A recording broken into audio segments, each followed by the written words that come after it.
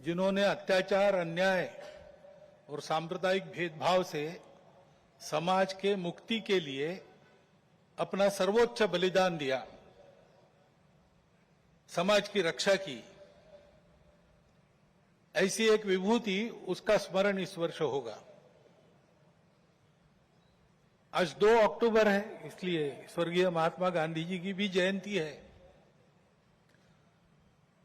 अपने स्वातंत्र्य की लड़ाई में उनका योगदान तो अविस्मरणीय है,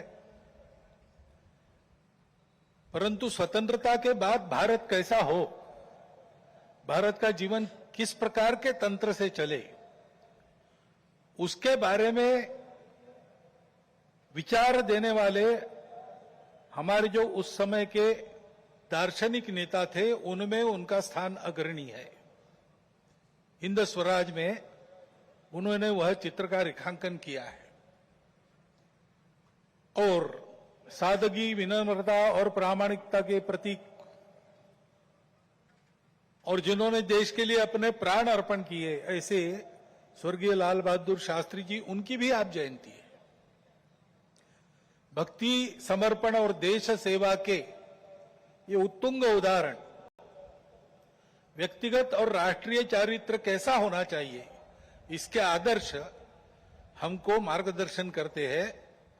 और आज की परिस्थिति का अगर हम विचार करते हैं तो हमारे ध्यान में आता है कि यह परिस्थिति भी हमसे इसी प्रकार के जीवन की अपेक्षा कर रही है। परिस्थिति एक सी नहीं होती, अनेक रंगों की होती है। तो परिस्थिति में बहुत कुछ अच्छा है, इसलिए बीता कालावधि 1 वर्ष का हमारी आशाएं और विश्वासों को भी दृढ़ करता है और हमारे सामने पुरानी और नई जो चुनौतियां उपस्थित है, उनको अधिक स्पष्ट करने वाला भी वही कालावधि है। जैसे प्रयागराज में एक विशाल महाकुंभ हुआ, आधुनिक व्यवस्थापन के सारे कीर्तिमान तोड़कर एक जागतिक विक्रम तो उसने प्रस्थापित किया ही, लेकिन संपूर्ण भारत में श्रद्धा और एकात्मता की एक लहर उसने दौड़ा दी। पिछले साल एक दुर्घटना पहलगाम की भी हुई,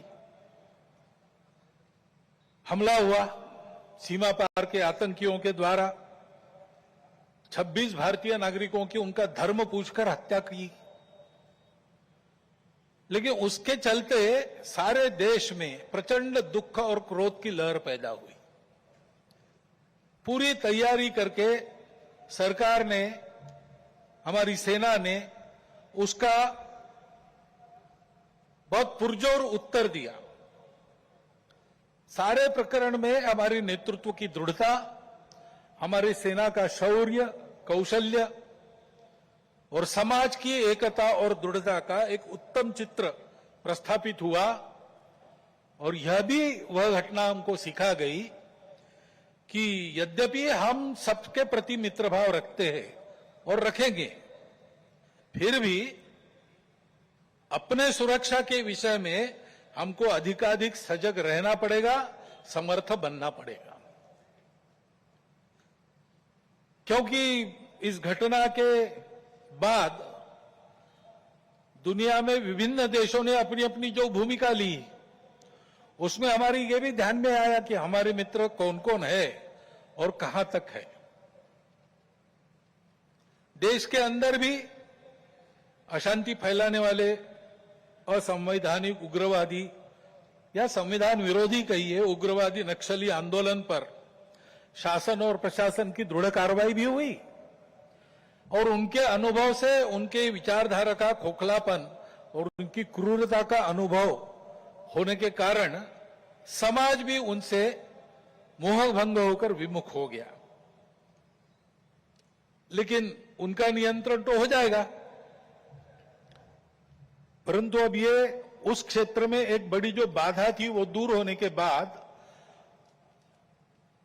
उस क्षेत्र में न्याय की स्थापना हो, विकास वहां तक पहुंचे, सद्भावना, संवेदना और सामरस्य वहां स्थापित हो, इसके लिए समाज की भी और शासन प्रशासन की भी योजनाएं चलनी पड़ेगी। क्योंकि इनका अभाव ही ऐसे उग्रवादी ताकतों के पनपने का कारण बनता है। इससे त्रस्त मनुष्य दूसरा कुछ उपाय दिखता नहीं, इसलिए निराश होकर उनको प्रश्रय देता है। ये न हो इसलिए ऐसी योजनाओं की आवश्यकता है। आर्थिक क्षेत्र में भी हम आगे बढ़ रहे हैं। ऐसा जो प्रचलित परिमाण है दुनिया के, उसके आधार पर कहा जा सकता है हमारा देश आर्थिक क्षेत्र में आगे बढ़े, इसलिए आर्थिक जगत के हमारे उद्योगी बंधु, विशेषकर तरुण उद्योजक, इनमें एक मादा भी दिखता है, उत्साह भी दिखता है, इच्छा आकांक्षा भी दिखती है। परंतु ये जो प्रचलित अर्थ प्रणाली है सारी दुनिया में वही है, तो सारी दुनिया के अनुभव में उसके कुछ दोष भी आ रहे हैं। विकास के इस प्रकार के पद्धति से अमीरी और गरीबी का अंतर बढ़ता है। आर्थिक सामर्थ्य कुछ चंद हाथों में एकत्रित होता है।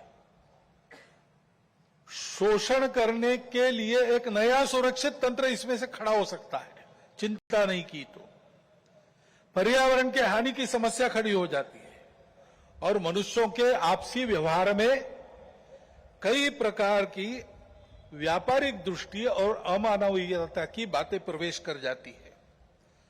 इन दोषों की बाधा हमें नहीं होनी चाहिए, इसलिए भी कि अभी हाल में अमेरिका ने जो नई टैरिफ नीति अपनाई, उनके अपने हित के लिए अपनाई होगी, लेकिन उसकी मार तो सभी पर पड़ रही है। इसलिए ये सारा परिदृश्य अथवा ये सारी प्रचलित पद्धति उस पर हम निर्भर हो जाए ऐसी नहीं है। विश्व का जीवन परस्पर निर्भरता से ही चलता है। राष्ट्रों में आपस में सब प्रकार के संबंध होने पड़ते हैं। अकेला राष्ट्र अलगाव में, आइसोलेशन में जी नहीं सकता। परंतु ये निर्भरता मजबूरी में न बदल जाए, क्योंकि वो कब बदलेगी, कैसे बदलेगी, उसका कोई पता नहीं। और इसलिए इस निर्भरता को मानते हुए, विश्व जीवन की एकता को मानते हुए, हमको इसको मजबूरी न बनाते हुए जीना अगर है तो स्वदेशी और स्वावलंबन का कोई परिणाम नहीं, कोई पर्याय नहीं। हमको आत्मनिर्भर होना पड़ेगा, स्वावलंबी जीवन जीना पड़ेगा, स्वदेशी का उपयोग करना पड़ेगा, और फिर भी अंतर्राष्ट्रीय संबंधों का सब प्रकार के, राजनयिक हो, आर्थिक हो, व्यापारिक हो, इन सब का जतन हमको करना पड़ेगा। लेकिन उसमें मजबूरी नहीं होगी, हमारी अपनी इच्छा होगी, हमारा अपना सद्भाव होगा, ऐसा हमको बनना पड़ेगा। प्रचलित पद्धति जो है उसके दुष्परिणाम हमारे यहां भी दिखते हैं। अभी हाल में ही जो खबरें पिछले 1-2 साल से चल रही है, प्रत्यक्ष हम देख रहे हिमालय के क्षेत्र में कैसे चल रहा है। वर्षा का अनियमित होना तो सर्वदूर है, प्रकृति के प्रकोप भी बढ़ गए हैं, भूस्खलन होता है, अप्रत्याशित वर्षा होती है, हिमनदियां सूख रही है। ऐसे परिणाम गत 3-4 वर्षों में तीव्र होते चले जा रहे हैं। ये हिमालय हमारे लिए सुरक्षा की दीवार और दक्षिण पूर्व एशिया के लिए उसका पूरा जलस्रोत हिमालय से ही आता है। अगर प्रचलित विकास की पद्धति में से इन सारी बातों को और प्रोत्साहन मिलता होने के लिए, तो उस नीति का हमको पुनर्विचार करना पड़ेगा, क्योंकि हिमालय की आज की अवस्था एक खतरे की घंटी बजा रही है।